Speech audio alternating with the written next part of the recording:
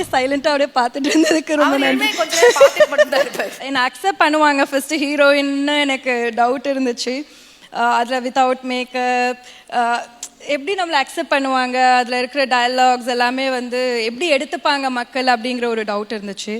But மக்கள் வந்து அது ரொம்ப அழகாக புரிஞ்சிட்டு ஒரு அழகு முக்கியம் இல்லை, டேலண்ட் தான் முக்கியம்னு சொல்லி எனக்கு கிடைக்கிற ஒரு அவார்டுக்கும் வந்து அதுதான் சாட்சி. ஏன்னா மக்கள் வந்து அழகு பார்க்க மாட்டாங்க, லைக் டேலண்ட் தான் பார்ப்பாங்கங்கிறதுல. ஸோ அதுக்கு நான் ரொம்ப சந்தோஷப்படுறேன். Thank you thank you. படத்துக்கு அப்புறம் எவ்வளோ ப்ரப்போசல் வந்தது? அப்படிலாம் ஒண்ணுமே வரல. நீங்க அதுக்கு முன்னாடி எவ்வளவு வந்தது? அதுக்கு முன்னாடி இது நல்ல கேள்வியா இருக்குடா. தெரியல. என்ன சொல்றாங்க பசங்கெல்லாம் உங்ககிட்ட பேசும்போது? உங்களையும் அக்கான்னு தான் கூப்பிடுறாங்களா? எல்லாரும் சுப்புன்னு கூப்பிடுவாங்க. என்ன எங்க பார்த்தாலும் சுப்பு, என்னோட கேரக்டர் நேம் சுப்பு. ஸோ சுப்புன்னு கூப்பிடுவாங்க.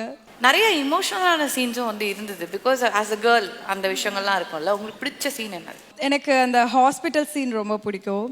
அதில் வந்து அந்த பெண் வந்து அந்த தாய்மை உணர்வு வரும்போது அவள் எப்படி பிஹேவ் பண்ணுறா அப்படிங்கிறத ரொம்ப அழகாக சொல்லியிருப்பாங்க.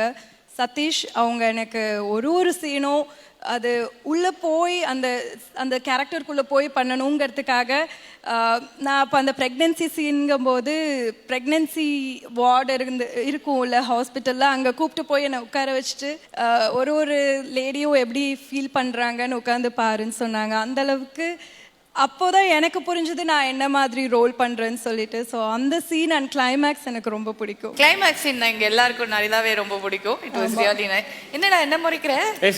ஸோ கிளைமேக்ஸ் சீன் வந்து ரொம்ப எம்பவரிங்காக இருக்கும். அது நிறைய பசங்களுக்கு பிடிக்காது. இந்த ரெகக்னிஷன் கிடைக்கும் போது ஹவு டு யூ ஃபீல்? எப்படி இருக்குது? ஸோ ஃபர்ஸ்ட் அது பண்ணும்போது என்ன நம்மளுக்கு ஒரு சீனுமே இல்லையே அப்படிதான் இருந்தது.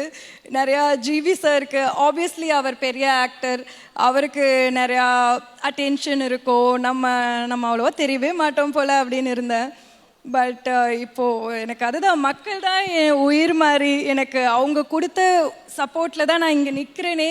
இங்கே மட்டும் இல்லை, இந்த டைம் நிறையா அவார்ட்ஸ் கொடுத்தாங்க பை காட்ஸ் கிரேஸ். அது எல்லாமே மக்களால் மட்டும்தான். மக்கள் என்னை அக்செப்ட் பண்ணலைன்னா நான் இங்கே நின்று இருக்கவே மாட்டேன். ஸோ கண்டிப்பாக ரொம்ப சந்தோஷமாக இருக்குது.